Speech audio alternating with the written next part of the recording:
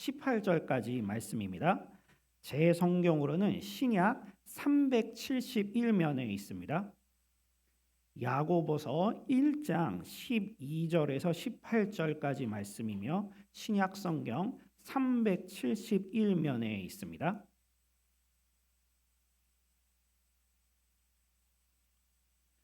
그러면 저와 함께 교독을 하도록 하겠습니다. 시험을 참는 자는 복이 있나니 이는 시련을 견디어낸 자가 주께서 자기를 사랑하는 자들에게 약속하신 생명의 면류관을 얻을 것이기 때문이라.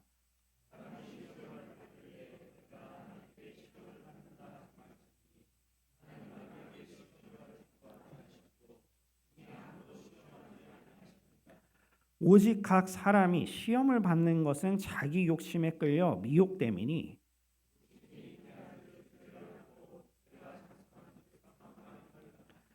내 사랑하는 형제들아 속지 말라.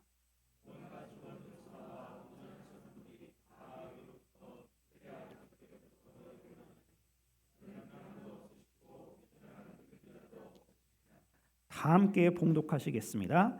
그가 그 피조물 중에 우리로 한 천 열매가 되게 하시려고 자기의 뜻을 따라 진리의 말씀으로 우리를 낳으셨느니라. 아멘. 이 시간 담임 목사님께서 나오셔서 시험을 이기고 상 받으려면 이라는 제목으로 말씀 전하실 때 큰 은혜 받으시길 바랍니다. 오늘 본문은 아주 희망적인 말씀으로 시작하고 있습니다. 당신들은 행복한 사람입니다. 12절 말씀에 시험을 참는 자는 복이 있나니 이는 시련을 견디어낸 자가 주께서 자기를 사랑하는 자들에게 약속하신 생명의 면류관을 얻을 것이기 때문이라. 야고보는 말합니다. 시험을 참는 사람은 행복한 사람이다. 왜냐? 시련을 참고 견디어낸 자에게 생명의 면류관이 약속되어 있으므로. 이 생명의 면류관은 요한계시록 2장에서 죽도록 충성한 자들, 순교한 사람들, 순교자들에게 주어진 약속입니다. 그런데 오늘 본문은 시험을 참는 자에게도 면류관을 주신다는 거예요. 시험을 이겨낸 자들을 칭찬하시면서 상을 주시는데 목숨을 바쳐 순교한 순교자들에게나 주시는 큰 상을 주신다는 것입니다. 그러니 당신들은 행복한 사람들이다. 시련을 참고 견디는 것 해볼 만한 일이다. 이 말이에요. 하나님은 시험을 참고 견디는 자에게 상 주시는 분이십니다. 마라톤 선수가 42.19km를 힘을 다해서 달리고 결승 테이프를 끊을 때 월계관을 씌워주지요. 그런 것과 같은 축복의 약속을 우리에게 주신 것입니다. 히브리서 11장 6절 말씀에 믿음이 없이는 하나님을 기쁘시게 하지 못하나니 하나님께 나아가는 자는 반드시 그가 계신 것과 또한 그가 자기를 찾는 자들에게 상 주시는 이심을 믿어야 할지니라. 하나님은 상 주시는 분이십니다. 시험을 이기는 자에게 생명의 면류관을 주는 분이십니다. 그 영광의 면류관 바라보고 그것을 우리에게 주시는 하나님을 믿고 바라보면 우리는 시험을 이겨낼 수가 있어요. 시험이 올 때 오히려 감사할 수가 있습니다.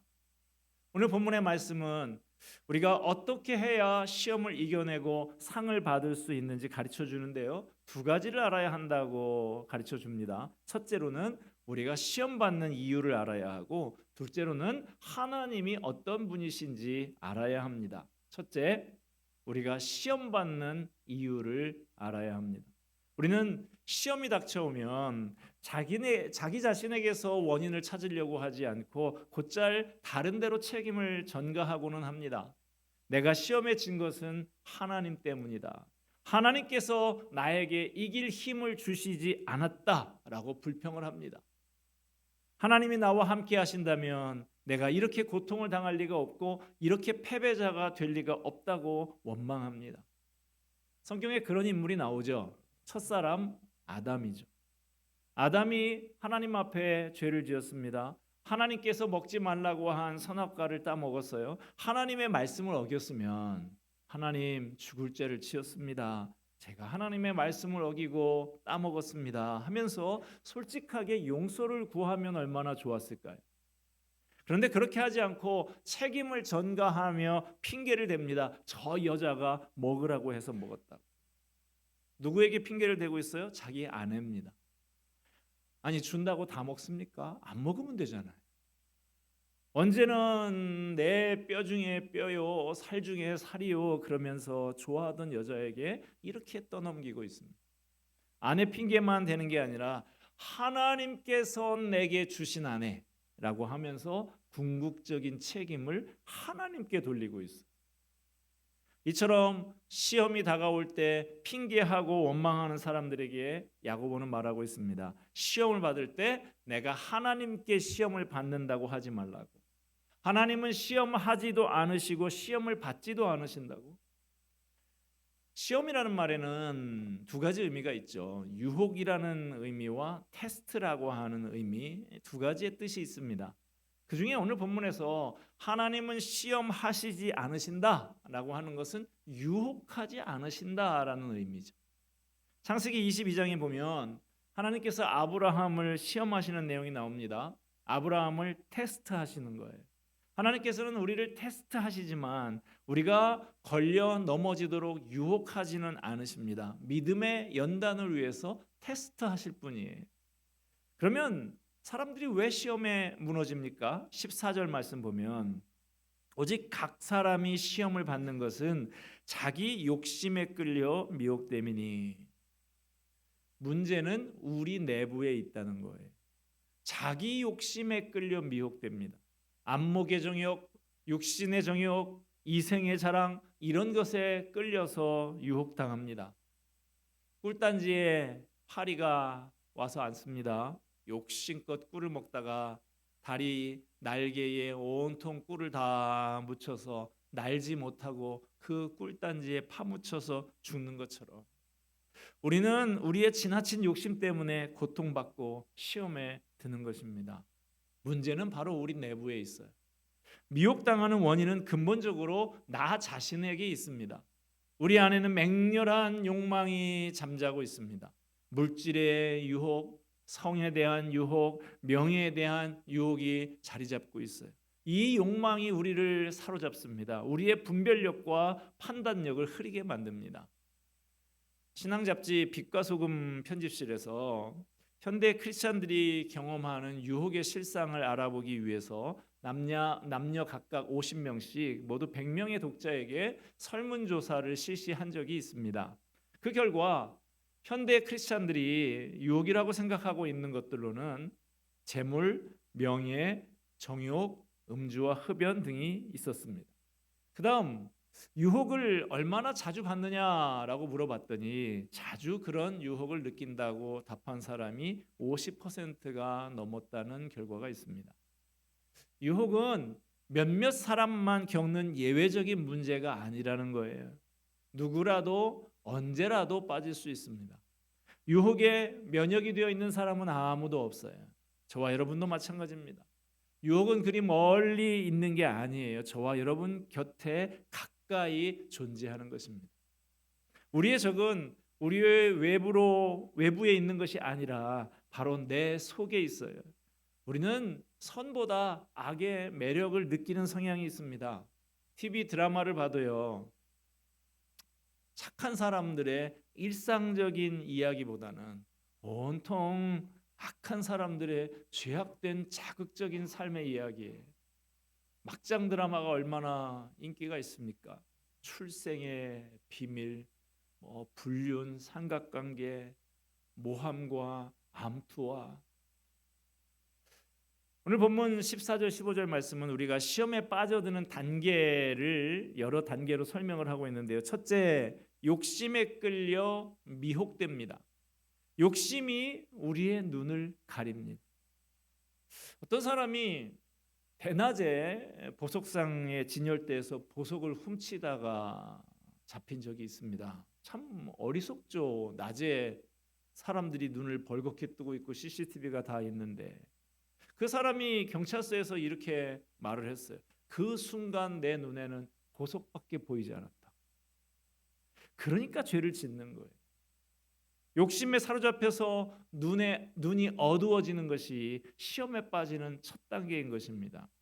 둘째 단계는 욕심이 죄를 낳습니다. 마음속의 유혹이 구체적인 행위로 이어집니다. 욕심은 누구에게나 있어요. 이 욕심이 죄를 짓는 단계로 가기 전에 바로 떨쳐버려야 합니다.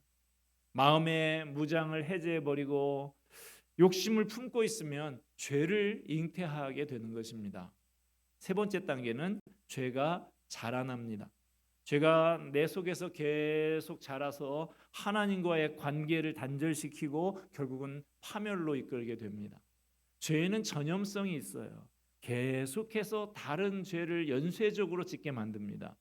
다윗도 이스라엘의 왕이 된 다음에 전쟁에 나가지 않고 태평무사하게 쉬던 직무유기죄로 시작한 것이 간음죄로 발전하게 됐죠. 간음죄를 감추기 위해서 속이는 죄를 짓게 되고 결국엔 다른 사람과 공모해서 살인죄를 저지르기까지 죄가 점점 자라게 된 것이죠. 죄는 멈춰 있지 않습니다. 계속 자랍니다. 처음에는 어느 정도 내 마음대로 선택할 수가 있고 통제가 되지만 자꾸만 끌려 들어가다 보면 벗어날 수가 없는 단계에 빠지게 됩니다. 빠져나오려고 해도 마음대로 되지가 않아요. 종교개혁자 마틴 루터는 말하기를 새가 머리 위로 날아가는 것은 어쩔 방법이 없다. 그러나 내 머리 위에다가 둥지를 트는 것은 막을 수 있다. 그랬어요. 순간적으로 스쳐 지나가는 유혹을 막기는 어렵습니다만은 그게 내 마음 깊이 자리 잡고 자라는 것은 막을 수가 있고 막아야 한다는 거예요. 언제 막아야 합니까? 작을 때 막아야 돼. 나무를 제거하려고 하면 뿌리가 얕고 줄기가 가늘 때 뽑아버려야지. 그걸 그냥 놓아두면 굵고 깊게 뿌리를 내려서 나중에는 손을 대기가 어렵게 되는 것이죠. 시험에 빠지는 이유는 내 안에 있어요. 그러므로 늘 자신을 살펴서 내가 관심 갖고 있는 게 뭔가, 자꾸 내 마음이 끌리고 욕심이 생기는 것이 무엇인가 점검해보고 끊어버릴 것은 빨리 끊어버려야 합니다. 어떻게 해야 시험을 이기고 상을 받을 수 있는가? 첫째는 우리가 시험 받는 이유를 알아야 한다라고 했고요. 둘째, 하나님이 어떤 분이신지 알아야 합니다. 하나님이 어떤 분인지 분명히 아는 사람은 시험을 이길 수 있습니다. 하나님이 얼마나 좋은 분이신지 바로 아는 사람은 어떤 시험을 당해도 그 끝이 아름답게 끝날 줄 알기 때문에 시험을 능히 이겨낼 수가 있습니다. 그래서 야고보는 오늘 본문에서 하나님이 어떤 분이신지 소개해주고 있습니다. 하나님은 어떤 분이십니까? 첫째, 온갖 좋은 것을 주시는 분이십니다.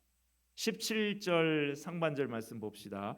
온갖 좋은 은사와 온전한 선물이 다 위로부터 빛들의 아버지께로부터 내려오나니. 하나님은 온갖 좋은 은사와 선물을 내려주시는 분이십니다. 하나님이 우리에게 무엇을 주셨습니까? 말씀을 주셨어요. 우리를 구원해 주시고 영생을 주셨습니다. 성령을 주셨습니다. 우리를 위해서 사랑하는 외아들까지 내주셨습니다. 이에 대해서 사도 바울은 로마서에서 이렇게 말씀을 합니다.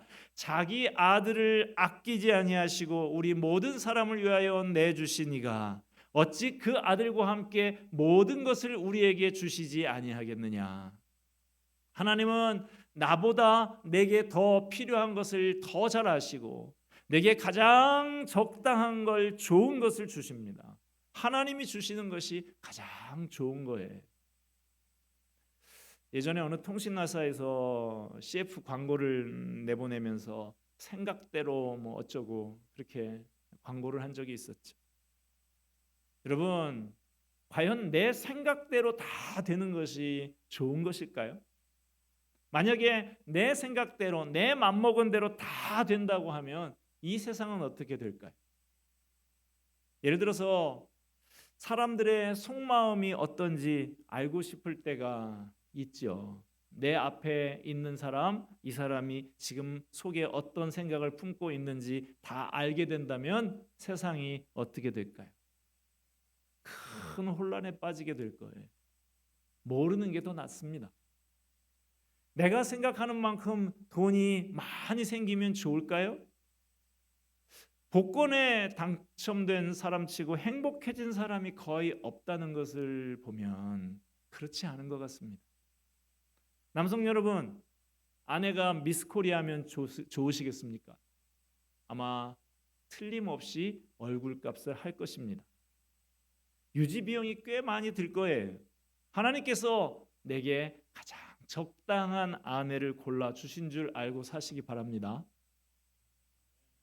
네, 몇 분밖에 답이 없으세요?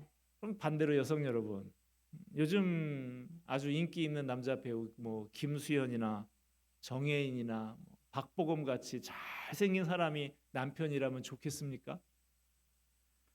평생 그 주변에 여자들이 꼬일 각오를 하고 사셔야 될 거예요. 그리고 일단 거울로 한번 자신을 비춰보시기 바랍니다. 내가 그런 사람하고 잘 어울리기나 하는지. 하나님께서 내게 가장 적당한 남편을 골라주신 줄로 알고 사시기 바랍니다. 남자가 아멘을 하면 안 되고 여기서는 여성이 아멘을 해야 되는데 내 마음대로 안 되는 것을 감사할 수 있어야 됩니다. 나를 사랑하시고 나를 가장 잘 아신 하나님이 내게 가장 잘 맞는 좋은 것을 주십니다.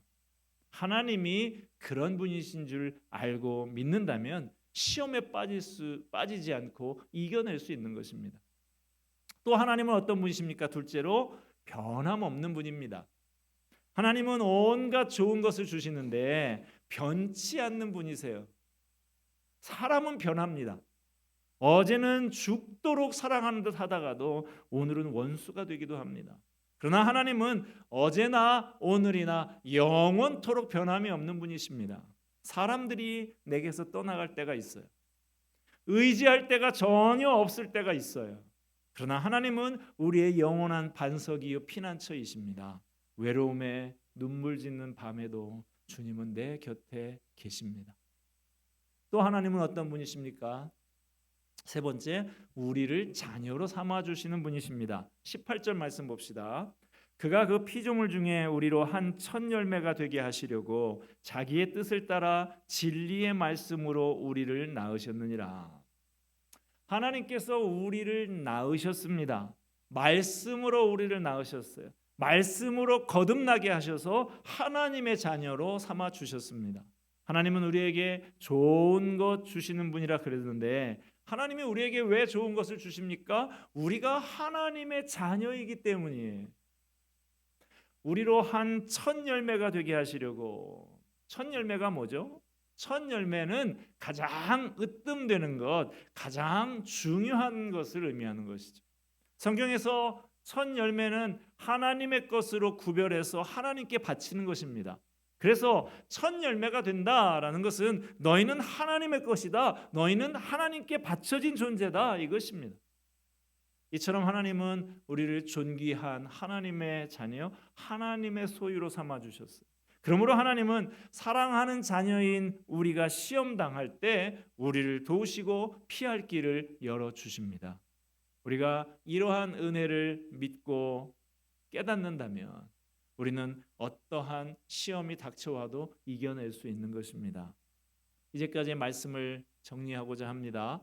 오늘 말씀은 시험을 잘 이겨내고 상 받으려고 하면 두 가지를 알아야 한다고 가르쳐 주었습니다. 첫째, 우리가 시험 받는 이유를 알아야 하고, 둘째로 하나님이 어떤 분이신지 알아야 합니다. 우리가 시험 받는 이유는 뭐였습니까? 내 내부의 문제입니다. 내 욕심에 이끌려 미혹되기 때문입니다. 그러므로 내 욕심을 잘 다스려야 시험에서 승리하고 상 받을 수 있습니다. 하나님은 어떤 분이십니까? 온갖 좋은 것을 주시는 분이십니다. 변함없이 우리를 사랑하시는 분이십니다. 우리를 자녀로 삼아 주신 분이십니다. 이것을 우리가 마음에 깊이 깨달아 알고 마음에 되새겨야 합니다. 오늘 말씀은 말합니다. 16절에 내 사랑하는 형제들아 속지 말라. 속지 말아야 합니다. 나는 욕심에 끌려 미혹되기 쉬운 연약한 존재라는 것을 잊어버리고 강한 존재인 줄로 속지 말아야 합니다. 내게 온갖 좋은 것들을 주시는 좋으신 하나님이신데 괴로움과 슬픔을 주는 분인 줄로 속지 말아야 합니다. 내 모든 것 다 아시는 하나님이신데 잘 모르는 분인 줄로 속지 말아야 합니다. 내가 괴롭고 어려울 때 의뢰 내 마음속에 사기꾼 사탄이 찾아와서 속삭이며 속입니다. 너는 죄가 많아서 이렇게 벌을 받는 거야. 너는 여기서 결코 벗어날 수 없을 거야. 절망하고 포기하고 공포와 원망에 사로잡혀서 헤어나지 못하게 그렇게 속입니다. 여기에 속으면 큰 시험에 빠지게 되고 맙니다. 여러분 속지 마세요. 물론 내가 범한 죄와 잘못으로 인해서 내게 어려움이 찾아올 수도 있습니다. 그러나 하나님은 절대로 용서하지 않고 가혹하게 처단하시는 고약한 하나님이 아니십니다. 우리가 죄를 고백하면 용서하시는 하나님이십니다. 우리를 죄악의 사슬에서 풀어주십니다. 절망과 고통의 수렁에서 건져주십니다. 우리의 상처와 아픔을 치유해 주십니다. 하나님은 우리를 사랑하십니다. 저와 여러분을 향한 놀라운 계획을 갖고 계십니다. 사랑의 하나님이십니다. 좋으신 하나님이십니다. 좋으신 하나님, 좋으신 하나님, 참 좋으신 나의 하나님. 시험을 참는 자는 복이 있습니다. 시련을 견뎌내는 사람은 행복합니다. 주님은 약속하십니다. 시험을 이긴 자에게 생명의 면류관을 주시겠다고. 속지 맙시다.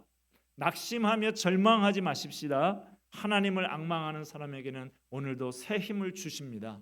좋으신 하나님을 바라보십시다. 하나님의 변함없는 사랑과 은혜를 묵상하면서 모든 시험을 너끈히 이겨내고 승리하시기를 주님의 이름으로 축원드립니다. 기도하겠습니다. 영원히 변함없으신 하나님, 우리를 사랑하시는 은혜의 주님, 감사와 찬송을 올려드립니다. 시험을 참는 사람은 행복한 사람이다. 시험을 이긴 자에게 생명의 면류관 주시겠다는 그 말씀 잊지 않고 가슴에 담고 돌아가는 우리들 되게 하여 주시옵소서. 하나님의 변함없는 사랑과 은혜를 묵상하면서 모든 시험을 너끈히 이겨내고 승리하는 믿음의 승리자 되게 하여 주시옵소서. 예수 그리스도의 이름으로 기도하옵나이다. 아멘.